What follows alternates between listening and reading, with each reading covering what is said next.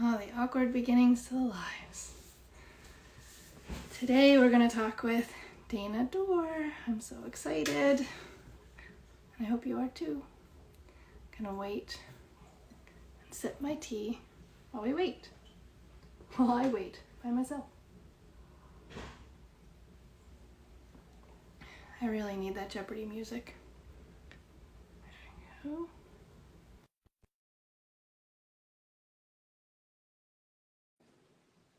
Let's see. Hopefully no issues this time. Hello. Hello. Hi. Let me make sure I have my volume. There we go. Yeah. I'm drinking tea too. I know, I got it. Woo. It's the perfect day for it. I know. I see it. It looks the same out my windows. So gloomy. I tried to get as many errands done this morning as possible, but I ended up getting soaked and wet anyway. It's just miserable out. Yeah, it doesn't matter. Hopefully the next couple days it'll settle down. I don't know about everybody else, but here in the East Coast it's been raining for a long time. I know. We had like a little glimpse of sun the other day, and then it's pouring. It's not even drizzling, it's pouring. Do you know what's funny? We lived in Portland, Oregon for a year, a while ago, but we were like bracing ourselves for rain all the time. Yeah. It barely rained while we were there. It rains more here than I felt like it rained more here than it did. Oh my God, I believe it. Actually, at work the other day, we were saying like, oh, I can't imagine living in like Seattle or on the Northeast or Pacific Northwest, right? Pacific Northwest. And I feel like we just live it anyway. We like to pretend that it's not like this every fall, but it really is like this every fall. Every time. And sometimes summertime, it's torrential downpours all summer. Exactly. We know rain very well. We had a hurricane wedding, so. Oh, you did that happen to you? Yeah, Hurricane Irene was an uninvited guest for our wedding. So it was a very wet day. Did you get to redo it? No? Oh, so I feel like somebody got to redo theirs first. Maybe it was a Sandy. Maybe. Probably Sandy, but yeah. So we're used to the rain. We're used to making do with it. Well, first, thank you for doing this with me. I really appreciate it. And second, can you give us a little introduction? Sure. I knew this was coming, but I never know where to start. My name is Dana Dore. I live in Farmingdale, New Jersey, and I was a fine arts major in college. I really focused on portrait painting while I was in college, which I feel like I don't talk about enough. I brought that up last week that I don't talk about portrait. I missed that one. No, I'm trying to get back into it. We can go into that later. After college, I started working on the Anthropologie visual team in their stores, and I had a almost 15-year-long career with them. Wow. Serving numerous visual roles.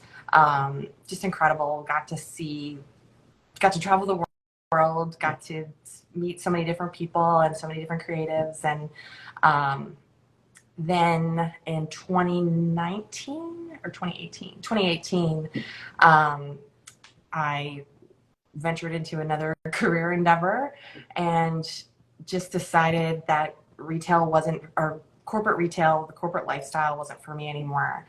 But I needed to find something, and I walked into the Herbery in Howell, New Jersey, if anyone's familiar, and I just said, pay me what you want to pay me, and I will create something great here for you. So for the last couple of years now, I have been supporting small business brick and mortar, specifically in the kind of home and garden realm, and working on things around the house, which is this account, Adored House. So I really didn't start working on projects here until, we bought the house in 2016.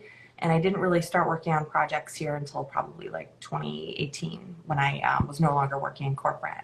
And I've just been doing lots and lots of projects around here myself and learning as I go, taking those skills that I learned in retail, corporate retail, and visual retail, and applying them to long-term. So not just window displays that get thrown out after the end of the season, but really investing my talents and my time into making a timeless home. And And you said anthropology, correct? Yes. Okay. And if anybody has seen an anthropology window, they know a lot of art and creativity go into those windows. Even Urban Outfitters does a lot of that kind of stuff. I always go by and I'm like, wow, like there's a lot of creativity involved in that. It's changed a lot, and towards the end of my time there, it was really shifting towards kind of like more mass production of things, but they still are very focused on having that creative edge. But when I was there, it was like the peak time. I mean, retail was booming, economy was good, and I just got to live out so many creative dreams working for there. So I did a number of years in the store where I would get creative directions sent from the home office. Okay. And I would have to kind of reinterpret it for my space. Okay. But pretty soon thereafter, at a really young age, I was pulled into the corporate offices where I got to come up with the designs for the entire company. So I worked on a small team where we would material test and prototype things and then communicate those elements out on our like internal website for the rest of the company. Now, was that the plan when you got out of school, or did that kind of just happen organically? Very organically. Everything in my life has happened kind of organically. So I originally went to school for English education. I was going to be a secondary English teacher, high school English teacher, which at the time I know why I went in that direction, but now I cannot imagine my life being that. So I guess I don't even think I finished out freshman year with that focus or that major. I think I changed my major either second semester freshman year or first semester sophomore year.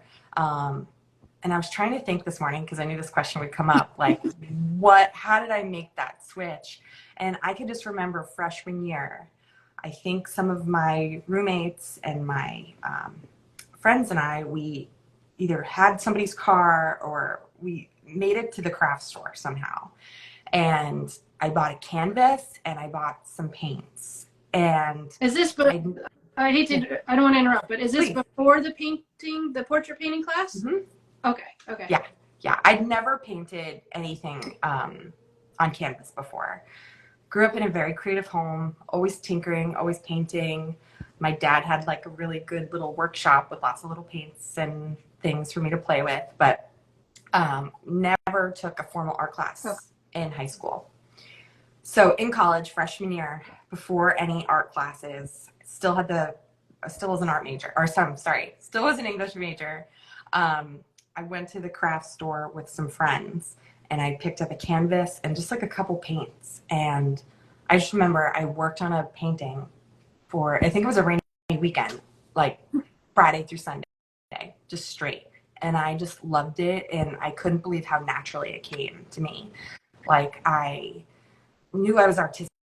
I've always been doing artsy things, but the paint on the canvas just came so naturally. So I guess that was it. And the art studio for the college I went to was small because it wasn't an art school. And you could kind of get a shortcut to the cafeteria if you cut through the art studio. Okay. And I just remember cutting through one day and being like, this is cool. Like, I feel at peace here. I want to be a part of this. So I switched to being an art major, and that was super fun. I mean, I went to Fairleigh Dickinson University, which is in North Jersey, and wasn't an art school at all. But because of its proximity to New York City, we had some really great art professors there who the class sizes were like 15 students. So there was so much attention. We got to go into New York all the time. It was just like a really incredible experience. That's great. I mean, because a lot of people think like, I have to go to art school. Like I have to go to a specific art school to gain access to that. And really, I went to Kane University for a year, and their art program, and no, they weren't based in fine arts, but they had a decent art program, and I had some really great teachers when I went. So you can and like you said, I know that feeling of passing through like a college art studio and you're like, oh, I want to be, I want to Right. be in here. I just want to be in this space. Yeah, like the creative energy just Yeah. is exciting to be around, and just to see all these kind of raw materials sitting around, like lumps of clay and easels just waiting for art to pop Yeah. onto them. It just, I had to be there. In hindsight, I wish I went to maybe a more affordable university to study art. Like, if I could go back and tweak a couple things, I would have. But because I did go there, it was in close proximity to the Short Hills Mall. Okay. And that's where I started with a part-time job in anthropology. Okay. I'd never really heard of that store before. One of my college roommates worked there, and she's like, it's so you. It's so you. I mean, at the time, all I could afford was like Forever 21 clothing, if that. But she said, the style's so you, you'd love it.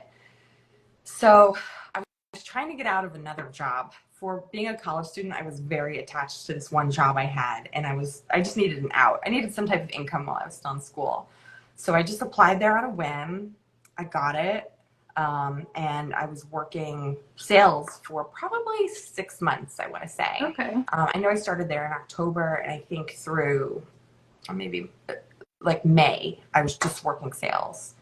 But I saw that each store had this artist in the store, and I was so inspired to know that, like, here we are in retail, we're selling clothing and they have housewares, but like there was a paid artist who had benefits, health insurance, worked a normal 40-hour work week to create art. So I just knew that I had to figure out how to get my in there. How long did it take you to go from sales to that department? So I jumped into the visual department probably less than a year after I started. Okay. I was assisting the display artist, Okay. Jen, who's still a good friend of mine. And then from there, probably like another 6 months to where I was a display artist for my own store. Okay. So it wasn't that long, and you were still in college this whole time. Right when I graduated college is when I got the display artist job. Okay. Yeah. Okay. And that was at Short Hills. It was Short Hills, and then very soon after that, I was in Princeton. Okay. Yeah. Are you a Jersey native? Or? I am. Yeah. Okay. I grew up in Edison. Okay. Which is I guess you can consider it a suburb of New York City. It's I feel like we all are up until right. Yeah, it's smack dab in the middle of New Jersey, pretty much. So you can kind of get anywhere in an hour. Yeah.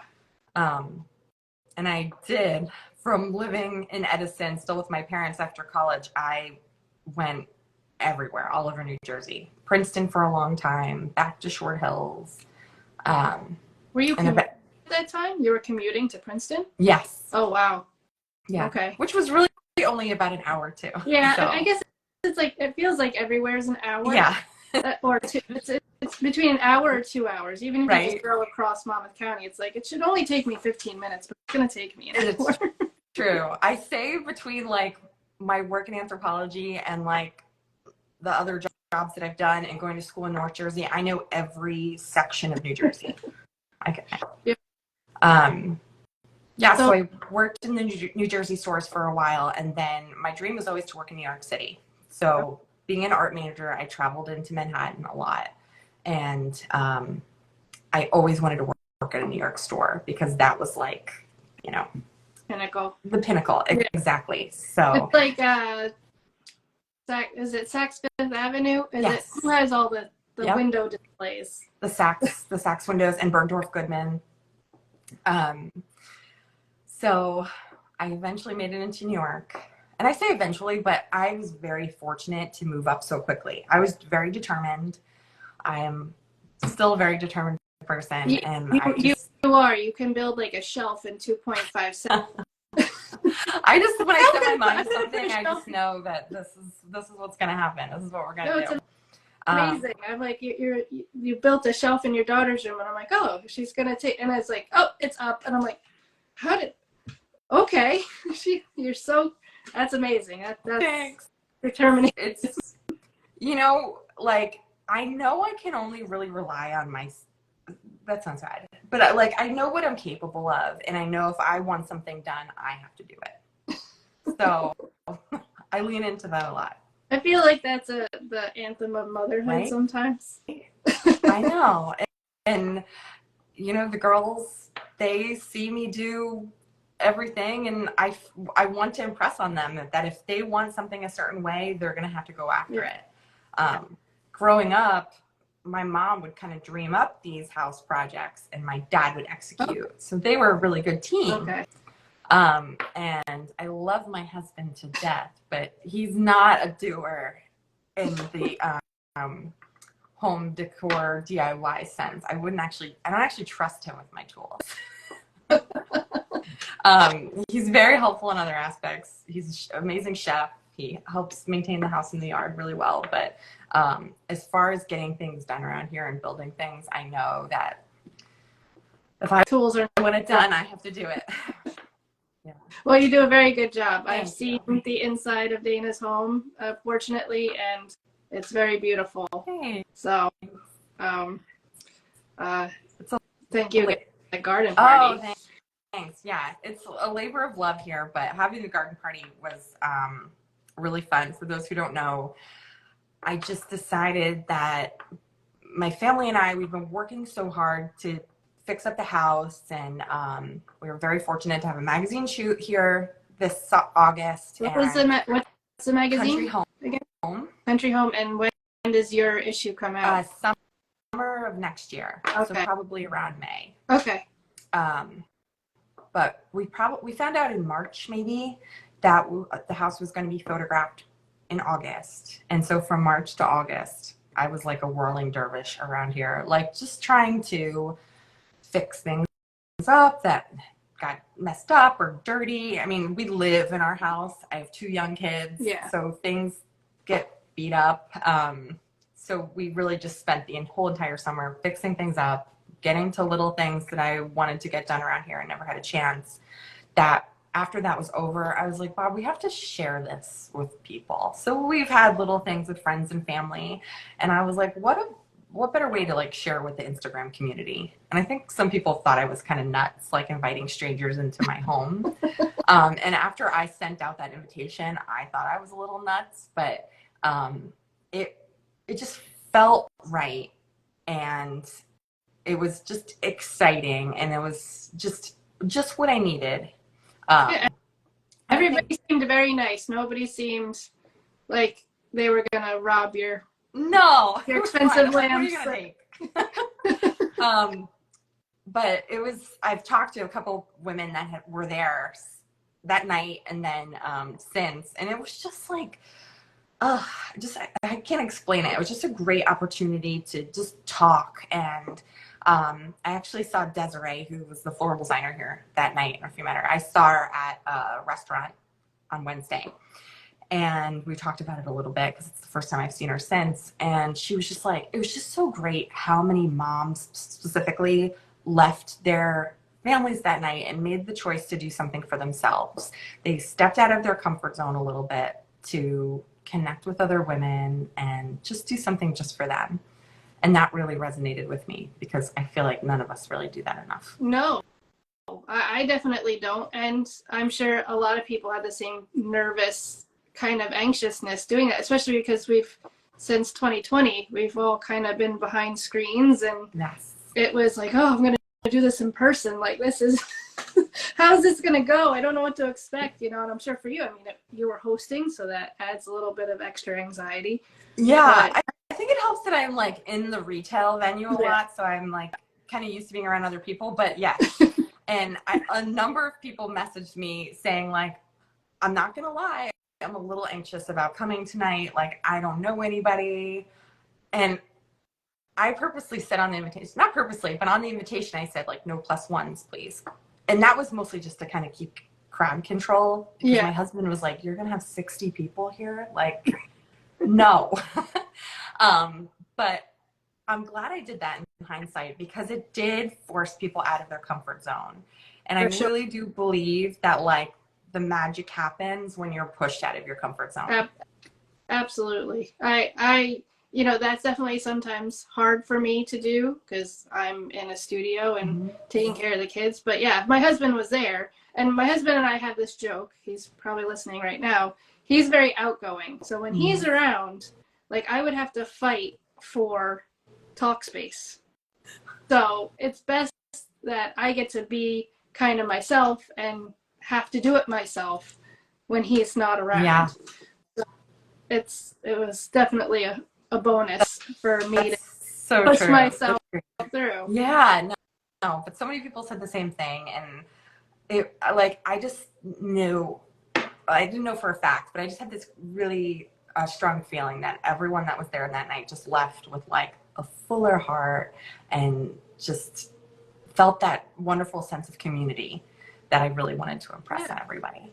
for sure. And because nobody was really far away, it just brought Right. out, wow, how much creativity is in just our local area. Yeah. You know, but it's like, wow, I didn't even know this existed. And amazing creatives, florists. You know, I know you've been doing some floral work, and yeah, it's just I have a soft spot for floors because my husband was one for 15 Oh years, wow, I didn't know so that. he's now a bicycle mechanic.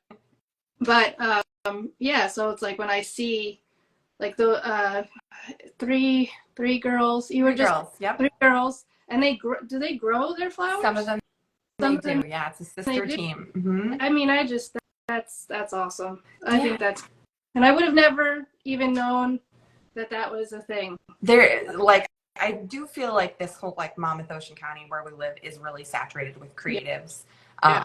which is great. But you know, you reminded me of something. Someone messaged me the day before. They're like, "Am I going to fit in because I'm not a creative person?" And it was Megan who came that night. I don't know if you, another Megan. I don't know if you got a chance to meet her. I think I did. But Yeah, yeah, I think she's the I one who brought those amazing churro bars. did. But and I I said absolutely because like all of us creatives, right? We need consumers. And I don't mean people to like buy our work, but people that appreciate viewing our work. Um, we need it. It's like a what do they call it? Like a Symbiotic thank you. relationship. Please, thank you. Like a symbiotic relationship, yes. And I think that's what also made it really special. And I think that's what makes Instagram so cool and building community on here because you have the other creatives that can inspire you and then the people that you are inspiring. Yeah, yeah, absolutely. I know it definitely has its pitfalls with comparing. You know, I fall into those pitfalls sometimes. Like, why am I even on here? Look at Yeah. this. I'm like, I want to be that artist when I grow up. Yeah. You know, Yeah. but really, I've it's actually pushed me to be in like at your garden party or going up to a show that I want to meet the artists that I've never met before, pushing myself to do that. Things like, you know, being a mom, I haven't done those things. And so it's definitely art and creativity and Instagram and connecting with all those people has forced me to do that. And I think that's a good thing, even if it's a little uncomfortable Right. And sometimes. I think that's such a great way of utilizing social media as a tool. I've seen how like some people make this their life, right? And everything is shiny and polished that they put out on the screen, but really behind the scenes, everything is falling apart. So I think like that's part of what with Adored House, I really try to push forward to. Like, yes, pretty pictures and videos sometimes, but ultimately like I'm a person and life isn't always shiny and pretty and it's like just more important for me to come up through as just being really authentic than like trying to give you very polished content. Yeah, and I think you do that so well on your stories. So if anybody hasn't gone through your stories, that's for sure probably where I've connected with you the most is when you share.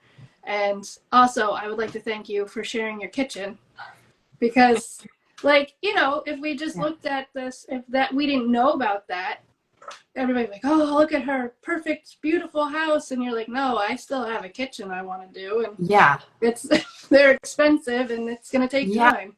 So I think that reality of, Slow. Like I'm all about slow, intentional design. I feel like a lot of people get frustrated in their own homes because they want things done, like the whole house done right away. Yeah. And the reality of that is, who has the budget to do their whole entire house?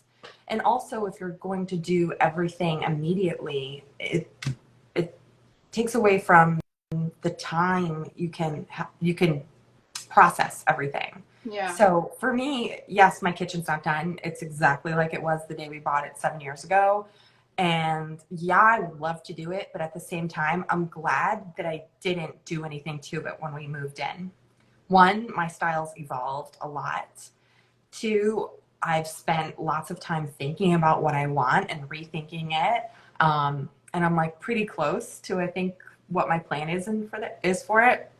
And three, like, I have 2 cabinet doors hanging on by a thread right now because my kids are little and they're hanging off of the doors. And, you know, people ask me all the time too. They're like, how, I don't see toys laying around your house, or where's all the toys? Where's all the things? Like, my house is still lived in. Like, I want my biggest priority with my home is for my family to be comfortable here. I want them to have a comfortable, beautiful, cozy place to live.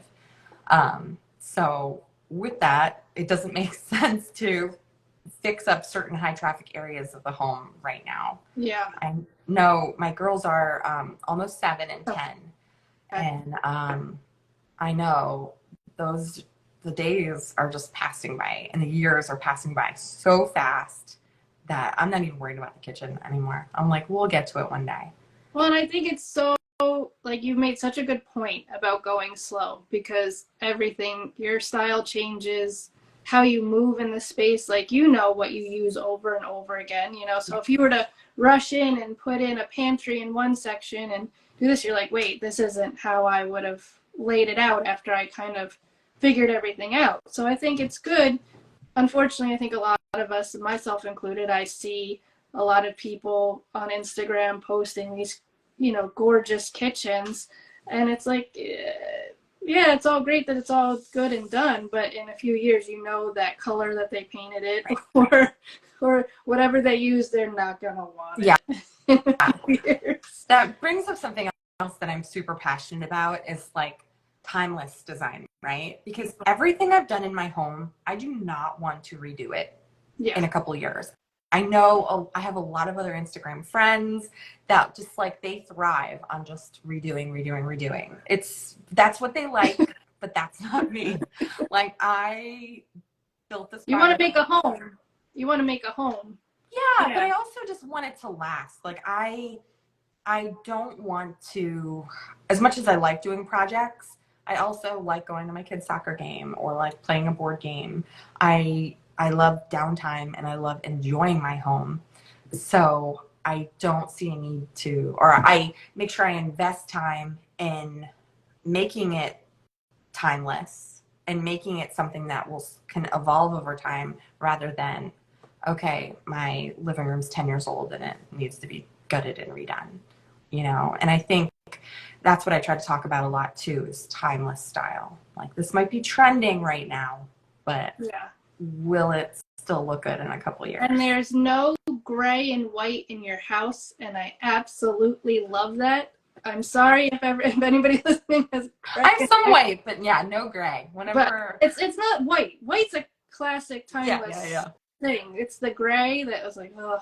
Yeah. Gray walls, white trim. Yeah. As an artist, you're like, oh, okay. Right. I know. Yeah, gray's a tough one. It's crazy how, like, every house you see that gets flipped, I still love looking at Zillow and things like that. Every house that gets flipped around here in New Jersey ends up with gray wood floors and like gray tile everywhere. And that, I mean, everybody has different tastes, but like, in terms of trying to make something timeless, if you do everything all gray, it's going to look like 2020s, like, I don't know, or 2010s, you know? Yeah. Well, and I think it's like the flipping, like you said, it's whoever's flipping things like easy, and they're just going and doing gray and white. And it just, to me, it looks like a doctor's office. Yeah. You know, like, that's what it looks like. And I'm like, I don't want to be sterile. Yeah. And it's safe. Let me tell you, the first thing I did when I moved to this house is actually painted our bedroom gray. It's a nice gray. It's called Sandy Hook gray. Well, it looked good. Versions. There are, yeah. Yeah. It looked good in our last house, but it looked terrible in this house. Just the lighting. I learned a lot when I moved in here. But people ask me all the time, like, I don't even know where to start. Like, I know I want cozy. I know I want timeless. I know I like some trends.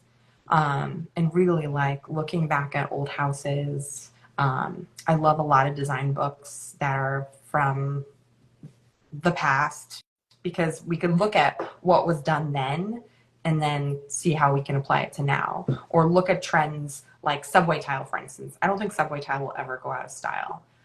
No, I think if you pair it with all the flippage, then Right, that's different. It's not the subway tile that's the problem. It's everything around the subway tile.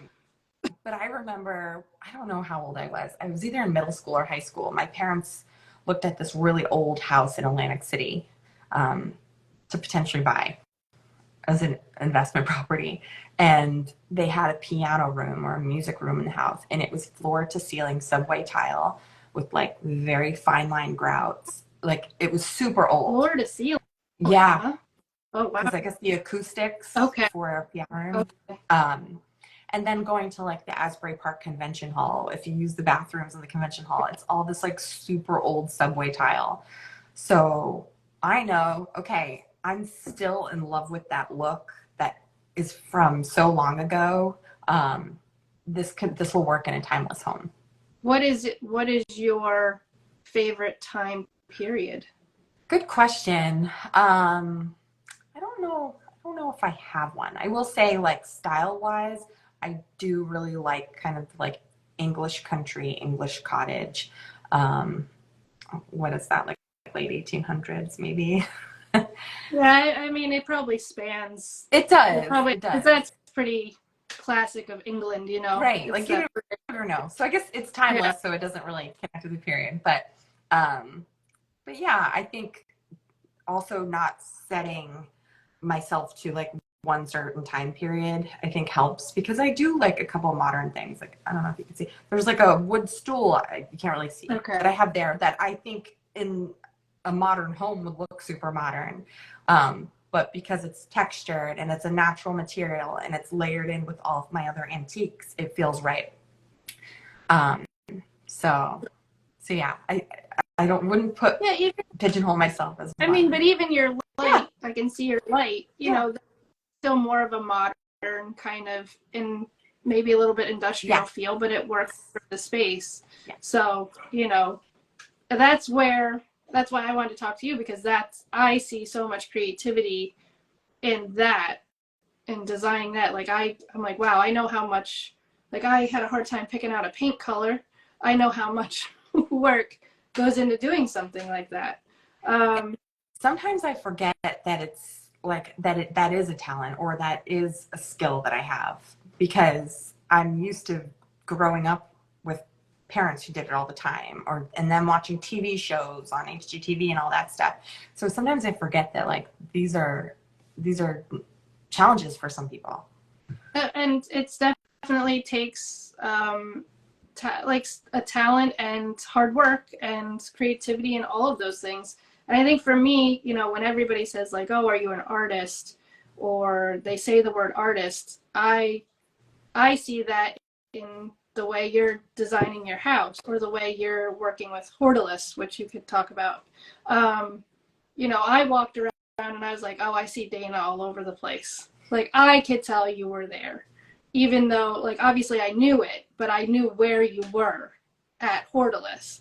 And I think it's not just about painting. It's not just about sculpture. It is about design, creative direction, and cooking. Like so many things. I know Holly, you're the one that was there, and she does the baking. And I was like, your baking is amazing. You know, like it's a work of art. And that's why I wanted to talk to you and bring more people to talk to that aren't the traditional like, oh, painting on canvas or that kind of thing. Or just like, I feel like sometimes I don't call myself an artist, because sometimes I think, oh, only the work that I do on canvas is art, right? Which I know is totally wrong. But sometimes I like try to remind myself like, oh, I'm an artist. You know, I'm not just a Instagrammer or a designer or. But even if you were a designer to me is just a type of, it's like a photographer, still an artist, you know, and every one of us can become a production person.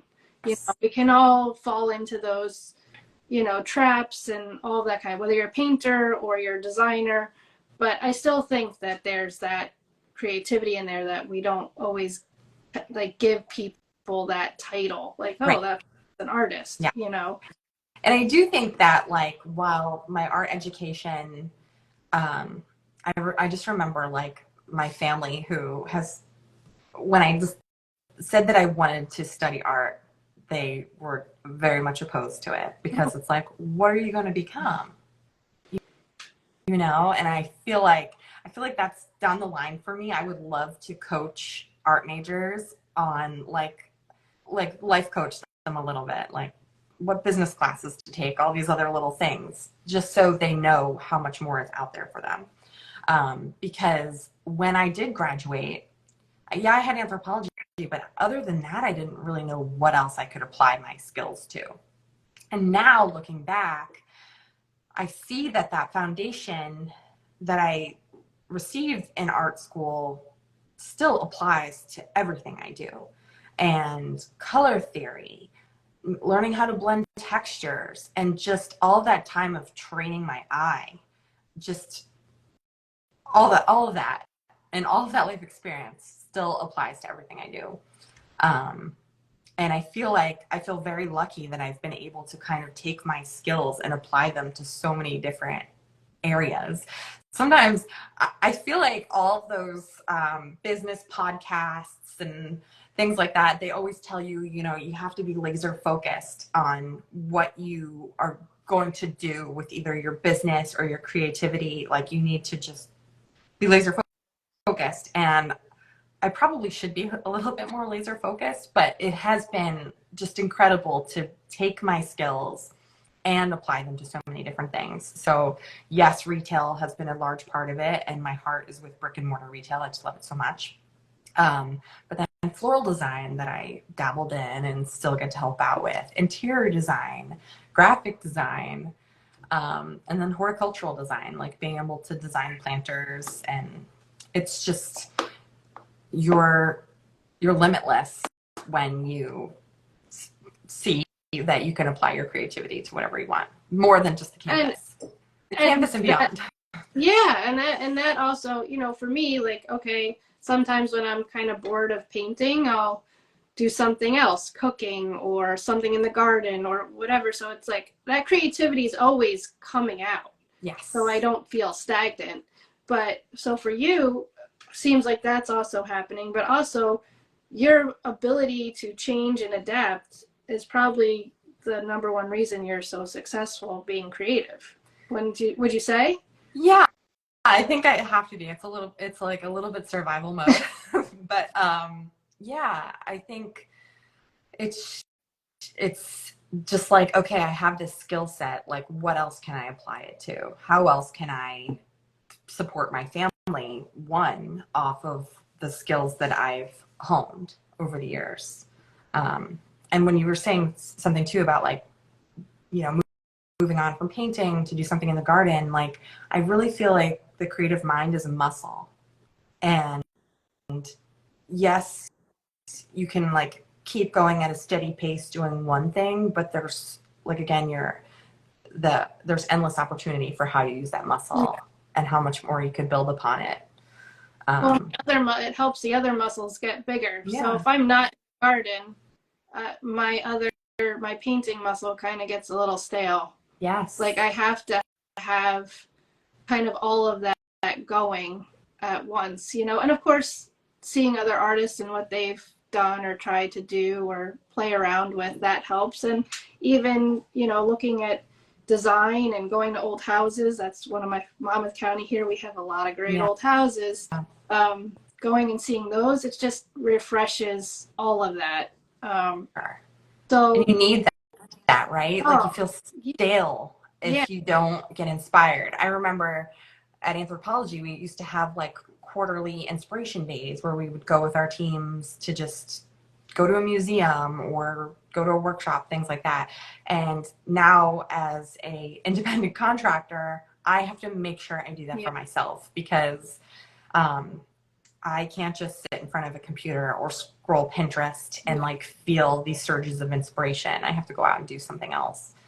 Like just this morning, I ran out to the garden nursery because I just needed to be around plants and see.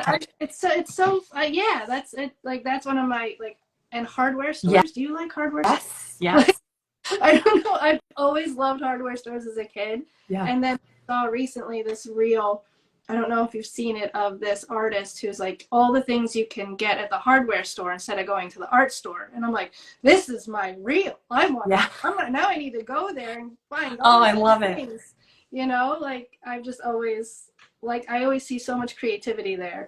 Yeah, my favorite role at Anthropologie while I was there, I was at the corporate office. I was a display manager coming up with window concepts and in-store concepts. And I would like I'd say once a week, if not more, I would just take a cart and walk around Home Depot, Lowe's, wherever, and just look at things, pick them up, touch them, and see how they could be used.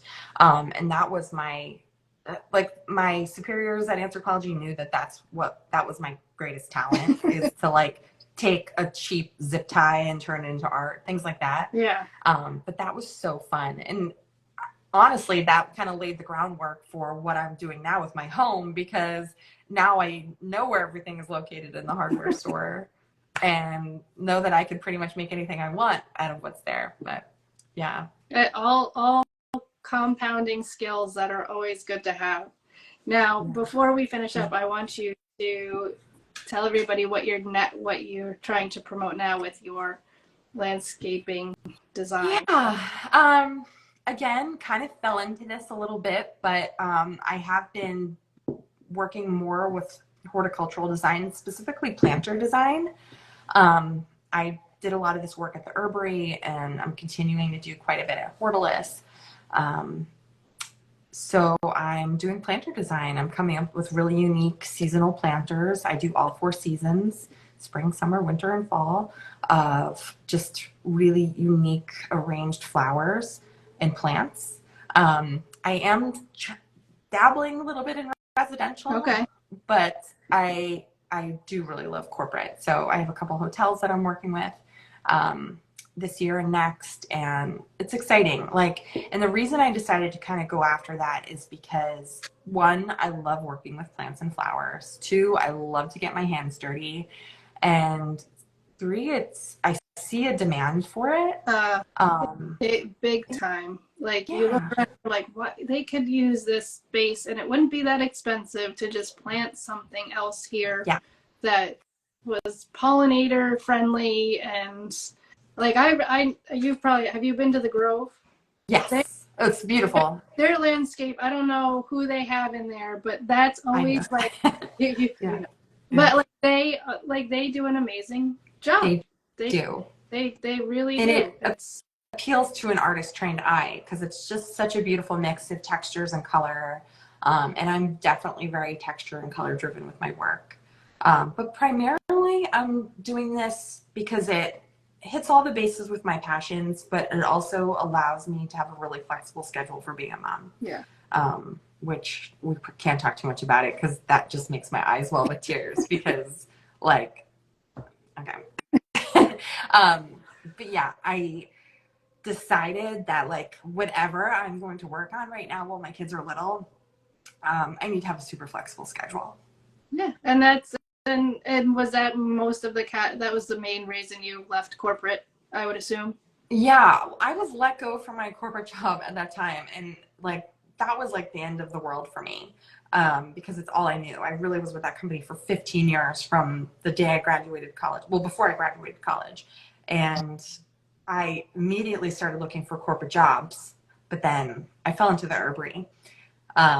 And I started talking with all these women that were there who were much older than me, and their children were kind of grown, and they just had so much life experience, and they were like, try to stay out of corporate if you can.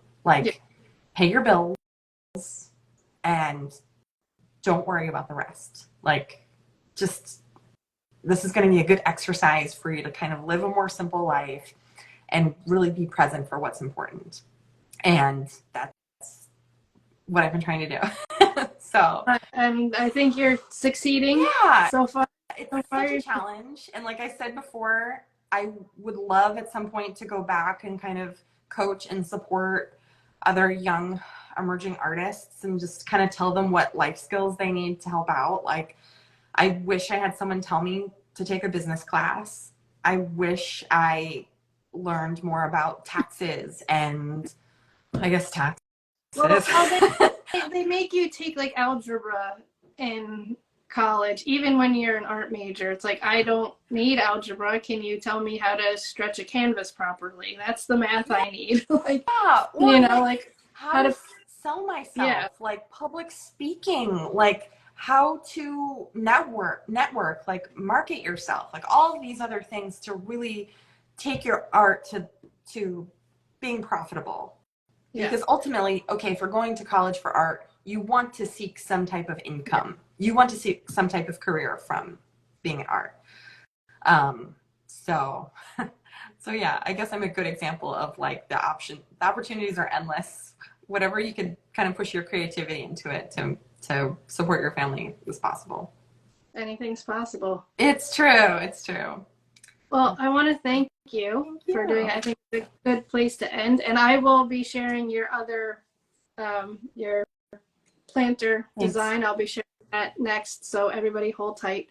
But is there anything coming up for you that's like anything at Hortulus? Any new stuff? I just set up fall at Hortulus. For those that don't know, that's a garden center out in Newtown, Pennsylvania, in Bucks County that I am a freelance creative director for. So we're just getting fall finished up. I'm doing a big project at my kids' school.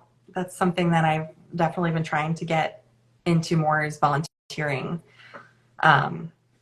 Volunteering at your kids' school doesn't always have to be like working the book fair or doing something like that. Like, I like that I could take my creativity and do that. So I'm designing their front entryway for every season.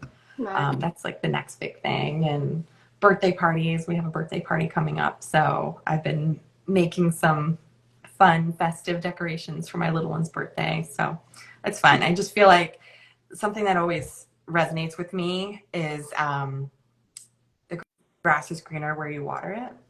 That like is always in my head. And I just feel like right now what I'm watering is things for my kids, being able to be a present mom while still utilizing my creativity. So I couldn't say it better myself. I think that's great. That's why I have a studio in my shed in my yard and it's not somewhere else. And that's why I've been working on small work instead of larger work, because I feel more accomplished because I can get it done and all that kind of stuff. And so important that you acknowledge that. Yeah, it's like it's okay if I don't have really large work. I'm good with where I'm at, and as long as I get that muscle moving, I'm not as cranky as I can be. But how great that you realize too that if you create your work in kind of more digestible pieces that you can get done, like what that does for your mindset too. Yeah, it's not like lingering. Yeah, it keeps you. It's kind of like paying off debt.